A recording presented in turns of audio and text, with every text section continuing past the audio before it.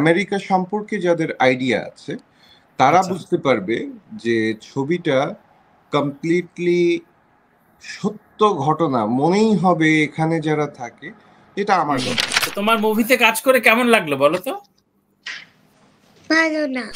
এরপর টিকে থাকলো সবেধন নীলমণি, শাকিব খান, আপনার বন্ধু, পুরনো শত্রু বর্তমান বন্ধু। তাহলে এই বিশেষণ না দিলেই হয়।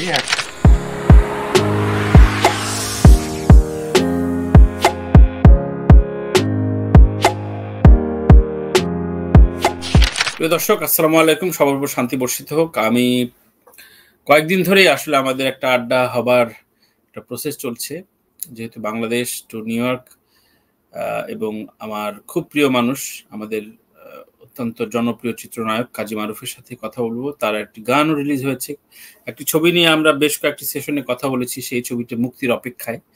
সেই ছবিটা নিয়েই মূলত আজকের সেশন, এবং ছবিটির নাম গ্রিন কার্ড। কাজী মারুফের অনেক দিন পর একটি ছবি মুক্তি পাচ্ছে, সেই জন্য তার ছবি নিয়ে এবং প্রাসঙ্গিক বিষয় নিয়ে আমরা আলাপ করব। আমি স্ক্রিনে মারুফকে একটু ওয়েলকাম জানাই। হ্যালো, কেমন আছেন? জি, আমার মামনিটার পরিচয় দাও, কথা বলো। কি নাম তোমার? তোমার নাম? কাজিয়া রিসা। লাউডার। কাজিয়া রিসা। কাজিয়া রিসা, ওয়াও। আচ্ছা, তোমার মুভিতে কাজ করে কেমন লাগলো বলো তো? ভালো না। ভালো না? কি না। কেন? তোমার বাবা ধমক দিছে? কখনো আমি গানছি, আমি পারি নাই। ও যখন পারে নাই তখন ও কাঁদছে, এজন্য ভালো লাগে। অনেকেই পারে না প্রথমে। হ্যাঁ, অনেকেই প্রথম থেকে ওকে হয় না, তাই না? তারপর তুমি স্ক্রিনে দেখে কেমন লাগলো তোমাকে? তোমাকে স্ক্রিনে যখন দেখেছো তখন কেমন লেগেছে তোমার? হ্যাপি। হ্যাপি? আচ্ছা, যাক। মারুফ, তো ছবিটার কি অবস্থা আমি একটু জানতে চাচ্ছি। জি, একটা গান রিলিজ দিয়েছি আমি। ছবিটা ইনশাল্লাহ খুব শীঘ্রই আসতেছে। খুব শীঘ্রই বলতে একদমই তাড়াতাড়ি। আচ্ছা, এবং গান প্রসঙ্গে বলি, বেশ দারুণ লোকেশনে আপনি সেন্সর যেহেতু হয়নি, সেই হেতু আমি ডেটটা এখনই বলবো না। তবে একটি উৎসব মুখর দিনে আসবে। উৎসব মুখর বলতে ঈদ নাকি ঈদের বাইরে, কোনটা? ধরতে পারেন ঈদই। আচ্ছা, ধরে নিলাম ঈদ। আচ্ছা, ঈদে তো শাকিব খানের ছবি মুক্তির একটা ভয় থাকে, এবং এবার তো ঈদ উল ফিতরে থাকবে, তার মানে কি আপনি ঈদ উল আজহা আসবেন? আমি ঈদ উল ফিতরে আসবো। ঈদ উল ফিতরে? হ্যাঁ, দ্যাটস গ্রেট। যাক, আমরা পেলাম। তো এবার একটু কাস্টিং নিয়ে আলাপ করতে চাই। গানে যেই নারীকে দেখা গেল, বেশ দারুণ লোকেশনে আপনারা বেশ উড়ে উড়ে গান করছেন। এখানে ছবিটা শুরু করেছি তো বেশ আগে, আর ছবির ক্যারেক্টার অনুযায়ী ছবির ক্যারেক্টারটা থাকে হচ্ছে কি, আমার সিঙ্গেল ফাদার। যেমন এই মেয়ে আমার মেয়েই আমার মেয়ের ভূমিকায় অভিনয় করেছে, আর এইজ অনুযায়ী কাস্টিং করা। আর সাধারণত আমার ছবি কিন্তু গান বা নায়িকা নির্ভর আজ পর্যন্ত কোনোটাই হয়নি। আজ পর্যন্ত আমার কোনো ছবি গান অথবা, আমি আবারও বলছি, গান অথবা নায়িকা নির্ভর বা লোকেশন নির্ভর এরকম কখনোই হয়নি।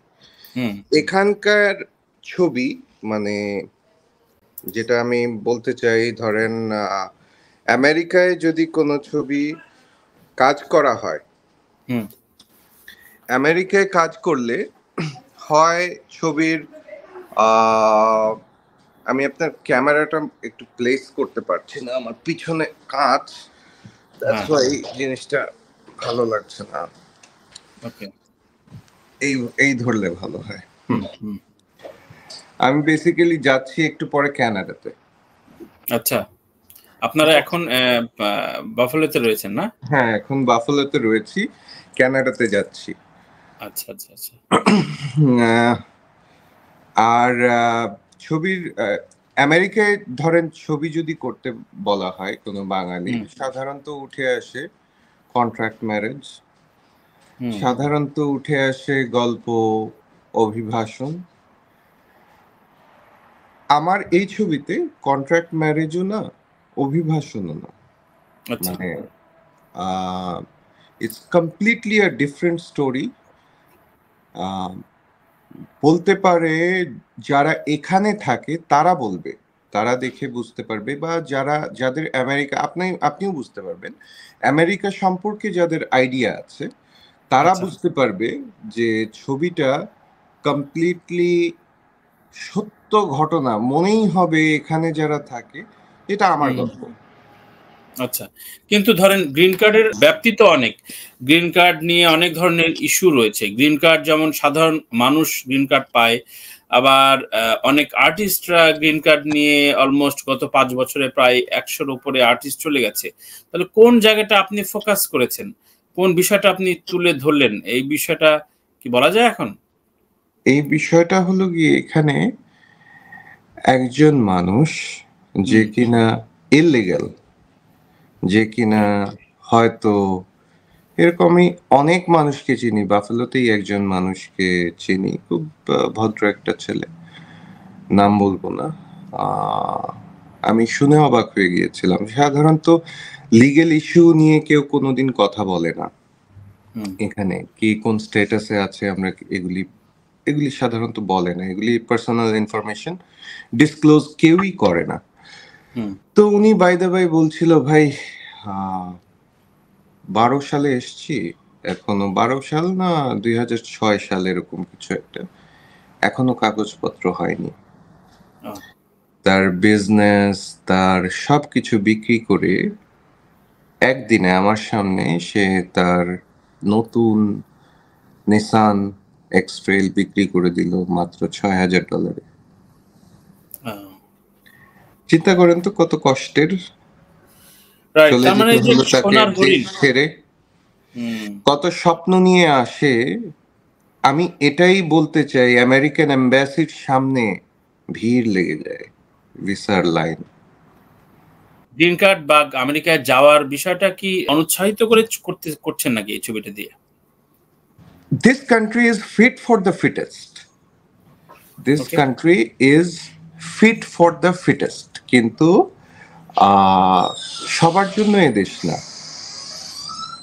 এটাই বুঝানো যে তোমরা একটা ফানুষের পিছনে দৌড়িও না, তোমরা একটা এমন কিছুর পেছনে দৌড়িও না যেটা তোমার জন্য ফলপ্রসূ হবে না। নো ইয়োরসেলফ ফার্স্ট, যেটা আপনি করতে পারবেন সেটাই আপনি করেন, এটাই বোঝানো। কিন্তু কাজী মারুফ, প্রশ্ন হচ্ছে, আপনি এত পপুলার একজন হিরো, আপনি চলে গেলেন, শাকিব খান বাড়ি কিনেছে, শাকিব খান চলে গেল, অনেক বড় বড় নেতা কর্মীরা চলে গেছে, বাংলাদেশের 100 অভিনয় শিল্পী নির্মাতারা গেছে, তো এগুলো কোন মেসেজ দেবে, এগুলো কোন বাঙালিকে কি মেসেজ দেবে তারা যখন এত সফল হয়ে গিয়েছে, আমি যাব না কেন? আচ্ছা, আমি একটি কথা বলি, আমি এসেছি, আমি তো প্রথমে আসার পর আমার বউ আমেরিকান, জি, আমার বাবাকে যখন, মানে আমি কিন্তু বিয়ের অনেক পরে এসেছি, আমাকে যখন আমার বউ বলছিল তুমি কি এখনো যাবা না, ছিন্নমূল শুটিং এর সময়, কক্সবাজারে শুটিং করছি সেই সময় বলছিল এখনো যাবা না, এবারও যাবা না। আমি বললাম চুপ করে ঘুমাও, আচ্ছা, কথা বললো না। I did not want to leave my country. আমি আমার দেশ ছাড়তে পছন্দ করিনি। আমি আবারও বলছি, আমি কিন্তু ছবি যখন দেখলাম রিলিজ নিয়ে ঝামেলা, রিলিজের ডেট পাইতে ঝামেলা, ছবি যাদের চলে না তাদেরকে নিয়ে আপনারা লাফালাফি করেন, তাদেরকে হিট বানায় দেন আপনারা, তাই? হ্যাঁ হ্যাঁ হ্যাঁ হ্যাঁ, ছবি যাদের চলে না, দর্শক যাদের হয় না, দর্শক কার হয় হইতো। আমি আবারও বলছি, মান্না আঙ্কেলের মৃত্যুর পরে পরবর্তী কার কার ছবি চলতো বলেন? না, এখন তো ওই ঘুরে ফিরে সাকিবের প্রসঙ্গে আসবে, আর তো কারো ছবি চলে না। মান্না ভাইয়ের মৃত্যুর পরে তো সাকিব অপু বিশ্বাসের অনেকগুলো হিট গিয়েছে, কাজী মারুফ চলতো, রিয়াজের বেশ কিছু ছবি ওই সময় কয়েকটা ছবি চলেছে, ফেরদৌস ভাইয়ের কয়েকটা ছবি চলার পর ফেরদৌস ভাইও ফ্লপ হয়ে গেল। এই তো এরপরে টিকে থাকলো সবেধন নীলমণি, সাকিব খান, আপনার বন্ধু, পুরনো শত্রু বর্তমান বন্ধু। তাহলে এই বিশেষণ না দিলেই হয়, একটা শত্রুতা আমাদের কখনো ওইভাবে ছিল না। আমরা দুইজনকে দেখলে মারামারি করতাম না, দুইজনের সাথে দেখাই হতো না। এখন যদি আপনি বলতে চান শত্রুতা, রাইভেলরি কিন্তু কম্পিটিশন, কিন্তু প্রতিটা মানে একই পেশায় থাকলে কম্পিটিশন থাকতে হবে ভাইয়া, একদম। কম্পিটিশন যদি না থাকে তাহলে কিন্তু হবে না। যেমন আমি ডেট করার আগে আমি কিন্তু সাকিবের সাথে কথা বলছি যে সাকিব আসতে চাই, বলে আসো, সমস্যা নাই তো, আসো, সবার জন্যই তো ঈদ, তুমি আসবা না কেন? তোমাকে তো বলি যে আসো, ছবি করো। আবার কম্পিটিশন কিন্তু ওর সাথেই করবো আমি।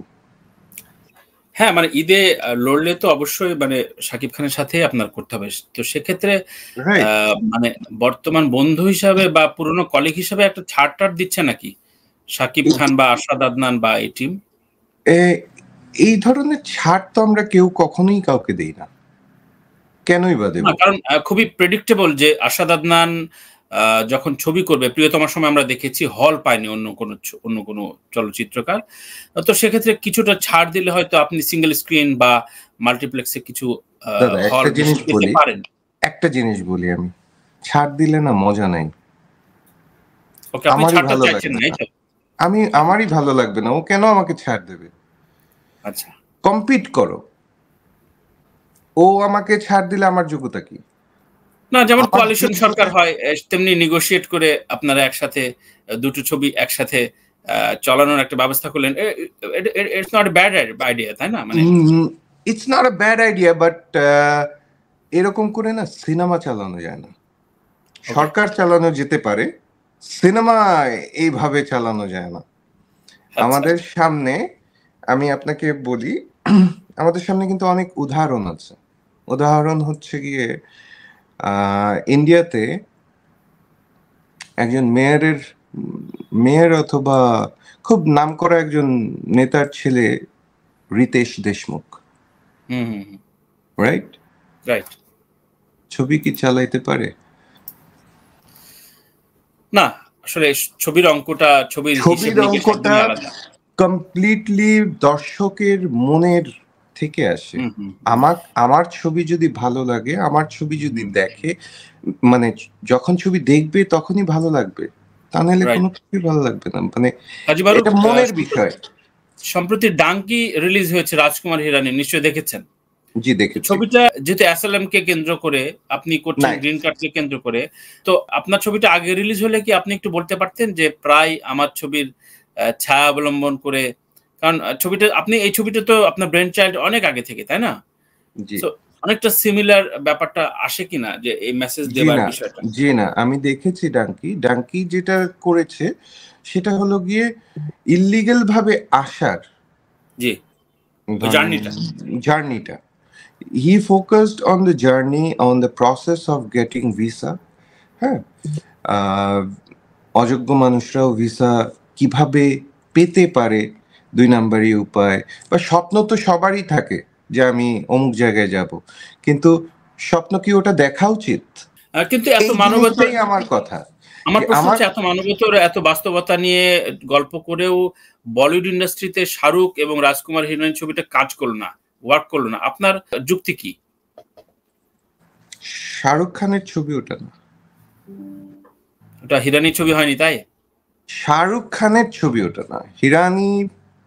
রাজকুমার হিরানি অবশ্যই একজন ভালো নির্মাতা, বাট রাজকুমার হিরানির ছবিও হয়নি ওটা, শাহরুখ খানের ছবিও হয়নি। ইনফ্যাক্ট আমার এই ছবি দেখে অনেকে বলবে যে এটা কাজী মারুফের ছবি হয়নি। কাজী মারুফ যেরকম প্রতিবাদী ক্যারেক্টার বা প্রতিবাদী ইয়ে ছিল, এ ছবিতে কিন্তু এরকম না। হ্যাঁ মানে আমি ওই বিষয়ে আমি আমাকে ভাঙতে চেষ্টা করেছি, ভেঙে সাকসেসফুল হব কিনা সেটা আমি জানি না, আমি চেষ্টা করেছি ভাঙতে, আমি চেষ্টা করেছি কিছু সত্য কথা বলতে।